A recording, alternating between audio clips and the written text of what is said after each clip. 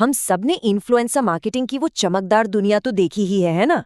हमारी social media feeds उन तस्वीरों से भरी पड़ी हैं जो एकदम परफेक्ट लगती हैं। पर सवाल ये है कि उस परफेक्ट पोस्ट के पीछे असल में छिपा क्या है।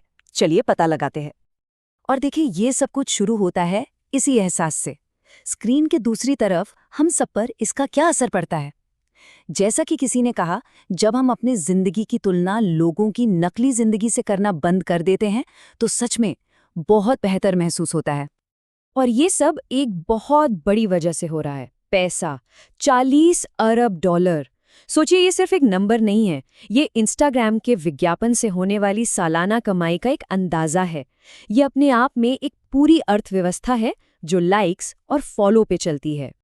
तो फिर सवाल वहीं आकर रुक जाता है कि एक परफेक्ट दिखने वाली पोस्ट को बनाने में क्या लगता है और उसकी असली कीमत क्या है।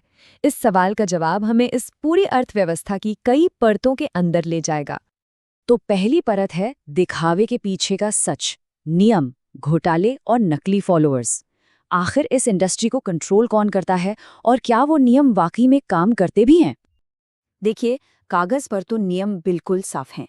अमेरिका में फेडरल ट्रेड कमीशन कहता है कि अगर किसी इन्फ्लुएंसर का किसी ब्रांड के साथ कोई भी भौतिक संबंध है, मतलब पैसे, नौकरी या परिवार का कोई रिश्ता, तो उन्हें यह साफ साफ बताना होगा। मकसद सीधा है, पारदर्शिता। लेकिन असल में होता क्या है? नियम अक्सर तोड़े जाते हैं। जैसा कि इस फैशन डिजाइनर ने बताया, कोलैबोरेशन और एक्सपोजर के नाम पर छोटे क्रिएटर्स का शोषण होता है। और कभी-कभी तो जो दिख रहा होता है वो सच होता ही नहीं है।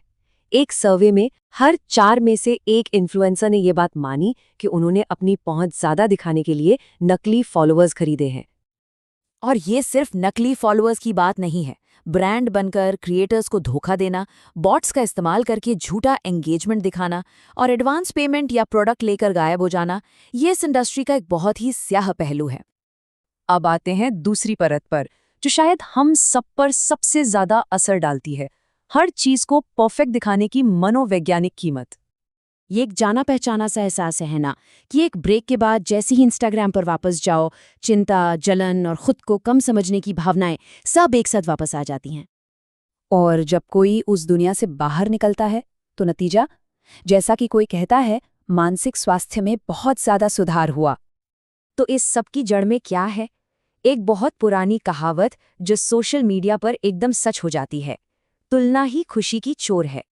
इस कनेक्शन को समझने के लिए पैरा सोशल संबंध के कॉन्सेप्ट को समझना जरूरी है।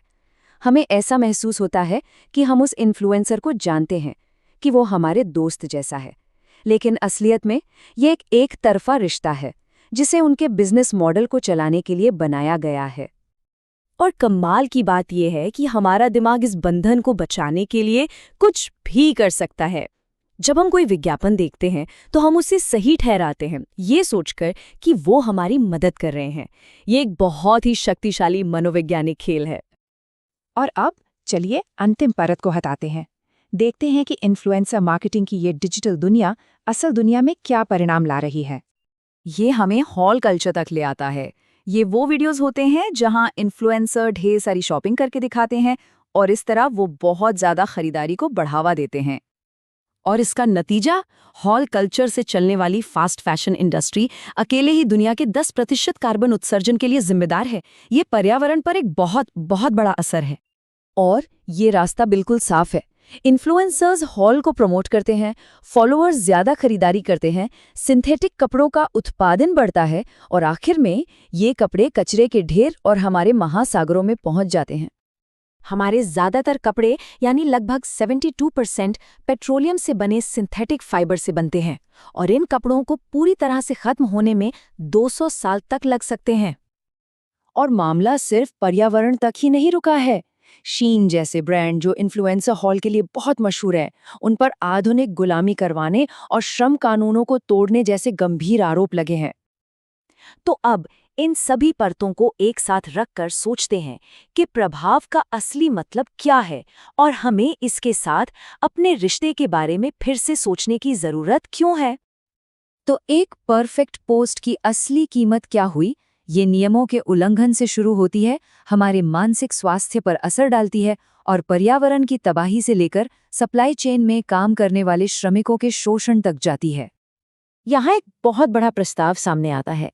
फास्ट फैशन के विज्ञापनों को भी तंबाकू या शराब जैसे हानिकारक उत्पादों की तरह ही सख्ती से रेगुलेट किया जाए।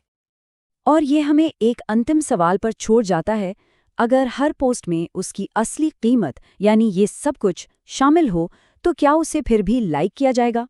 सोचने वाली बात है ना?